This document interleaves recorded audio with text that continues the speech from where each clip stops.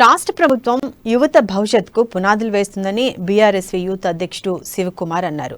ఆదిలాబాద్ పట్టణంలోని 40 కోట్ల వ్యయంతో నిర్మించనున్న ఐటీ టవర్ కు ప్రత్యేక చొరవ చూపిన మంత్రి కేటీఆర్ కు ధన్యవాదాలు తెలిపారు. స్థానిక ఎన్టీఆర్ చిత్రపటాలకు పాలాభిషేకం చేశారు. మిఠాయిలు తినిపించుకుని సంబరాలు జరుపుకున్నారు.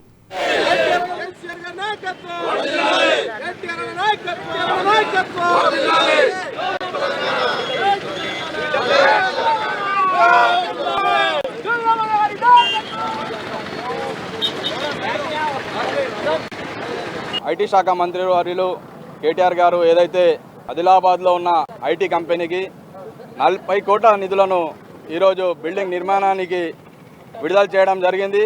అదేవిధంగా ప్రత్యేక చొరవతో ఈ విధంగా ఏదైతే పట్టణాలలో మన ఆదిలాబాదు వెనుకబడ్డ జిల్లా అభివృద్ధిలో ముందుండాలనే సదుద్దేశంతో ఏజెన్సీ ప్రాంతమైన ఆదిలాబాద్ జిల్లాకు ఇక్కడనే ఐటీ